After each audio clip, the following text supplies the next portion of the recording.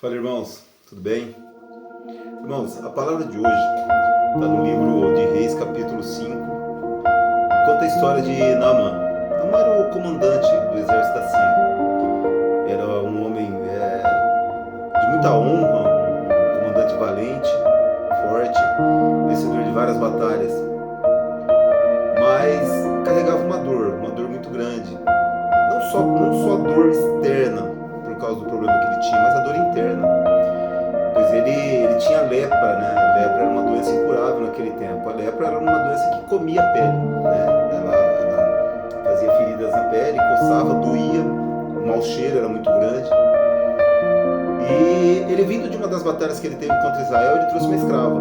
E essa escrava, ela falou para a esposa de Naamã, falou assim: olha, lá em Israel tem um profeta que chama Eliseu, e ele podia curar o meu senhor. A esposa de Naamã fala para ele, e ele vai atrás desse profeta.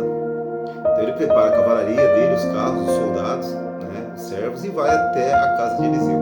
Chegando na casa de Eliseu, Eliseu manda um mensageiro para recebê-lo. E chega lá, o mensageiro fala para Naamã, isso está em 2 Reis 5:10. Vai, lava-te 7 vezes no Rio Jordão, sua carne será curada e você ficará purificado. Naamã ficou muito bravo, pois o orgulho subiu, né, a cabeça dele. Pois ele era um comandante de guerra, um cara valente, honrado, e ele esperava mais. Ele esperava que o profeta fosse atendê-lo, fosse se ajoelhar, clamar a Deus, né, fosse fazer algo assim mais mirabolante para poder curar ele. Ele não esperava que fosse mandar um mensageiro, não deu a atenção que ele esperava. Então ele ficou bravo. Ele saiu dali falando que não ia mergulhar no Rio Jordão nada, que na terra dele em Damasco tinha rios melhores e mais limpos para ele poder mergulhar, e que ele não ia mergulhar. Porém, os soldados que estavam com ele falaram assim: meu senhor, a gente já veio de tão longe, veio até aqui.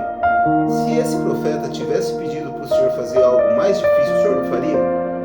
Então ele só pediu para mergulhar no Rio Jordão. Mergulha lá, vamos resolver isso logo.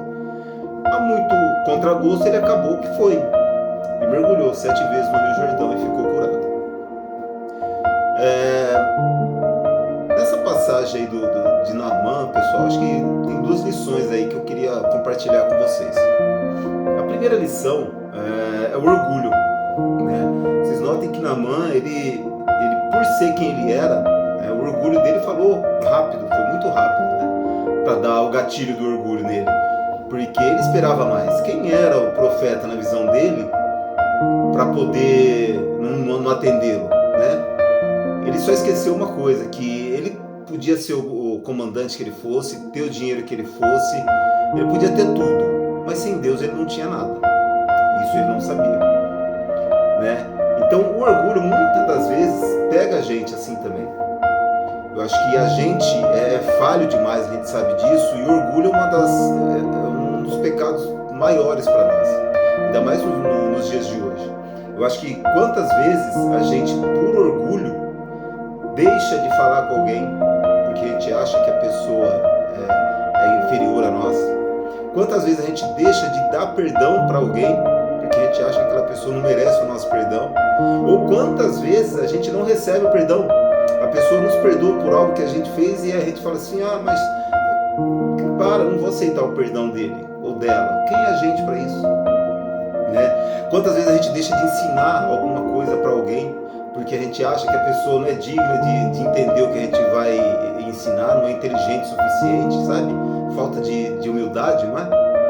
Quantas vezes a gente deixa de ouvir alguém porque, nossa, quem é ele para ficar perdendo meu tempo ouvindo ele? Então, assim, a gente, por orgulho, muitas das vezes deixa também de perder bênçãos e perder vitórias, né? Como foi o caso de Naamã, quase que ele perde a bênção dele por causa do orgulho dele, né? Então, às vezes a gente acaba atrasando bênçãos, atrasando vitórias por causa do nosso orgulho. Porque o orgulho são princípios. A gente tem que seguir princípios que Deus deixou pra gente. E a gente quebrando esses princípios com orgulhos banais, a gente acaba fazendo com que a gente não receba nossas vitórias. Então a gente tem que tomar bastante cuidado contra o orgulho, tá? E assim, infelizmente, nós carregamos esse orgulho já na gente. Então a gente tem que tomar cuidado para não ficar aflorando ele, tá? A gente tem que entender que orgulho não é uma coisa boa para se ter, né? Em Provérbios 16, 18 diz assim que o orgulho precede a queda, né? O orgulho precede a queda. Então a gente tem que tomar cuidado, que o orgulho pode derrubar a gente, tá bom? Outra coisa que eu queria compartilhar é a obediência, né? Entenda que é o seguinte: não foi a água do Rio Jordão que curou a lepra de Naamã, né? Porque que nem mesmo ele fala, se fosse por causa do rio, ele ia no rio lá de Damasco, que era mais limpo e melhor que o Rio Jordão. Então não foi a água, foi a obediência à palavra de Deus que curou Naamã, né? Porque a água por si só não curou. Então a gente, muitas das vezes, também é assim, né? A gente deixa de obedecer a Deus. A gente deixa de obedecer a Deus porque a gente acha que a gente é autossuficiente. A gente acha que, não, vou fazer do meu jeito. Às vezes Deus já está falando com você, você já está sentindo aquele negócio que não é para fazer e tal. Mas não, vou fazer, porque não, quem manda em mim sou eu vou fazer desse jeito e pronto, acabou. Ou então, muitas das vezes, quando a gente está na hora com raiva de alguma coisa, a gente pega e resolve fazer, mesmo que Deus está falando pra gente que não é para fazer, mesmo que a gente sinta que não é para fazer, a gente acaba falando que vai fazer e pronto e tudo mais.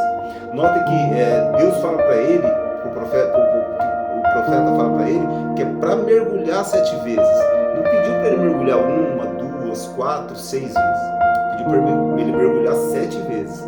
Então ele mergulhou imagina, ele mergulhou 2 vezes, nada ia acontecer.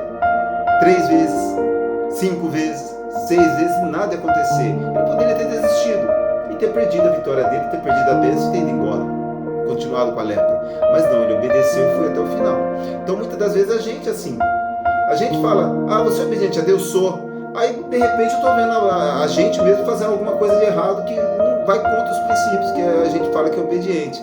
Ou então a gente fala assim, eu sou obediente a Deus, eu sou obediente de segunda a sexta, sábado, domingo eu faço tudo errado e está tudo certo. Não, é obediência total, obediência completa, obediência todos os dias.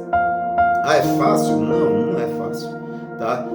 Obedecer a Deus não é simples, tá? Obedecer a Deus é a gente cultivar princípios e valores de Deus em nossas vidas, e nem sempre são fáceis, nem sempre são simples, tá? E Deus sabe disso, tá? Ele sabe que a gente não vai conseguir ser perfeito, né? Ele não quer que a gente seja perfeito, porque ele sabe que a gente não vai conseguir, mas ele pelo menos vê que a gente está tentando ser obediente, buscar esse aperfeiçoamento, né? Perfeito a gente não vai ser, mas buscar o aperfeiçoamento diariamente é o que Deus espera de nós, né? Então a gente tem que entender isso, que obedecer a Deus é o que Ele espera de nós, mesmo que a gente não vá conseguir, mas que a gente busque, que Ele veja que essa busca está acontecendo, né? Então é muito importante isso. A obediência, a gente tem que entender que obediência não é um evento qualquer, ela é um estilo de vida. A gente tem que colocar isso na nossa vida. Eu sou obediente a Deus, mesmo que eu fale, mas eu busco obediência, né? Ok, pessoal? Então espero que vocês tenham gostado, espero que essa palavra tenha falado ao coração de vocês. Menos orgulho, mais obediência, tá bom? Deus abençoe, fique com Deus, até mais.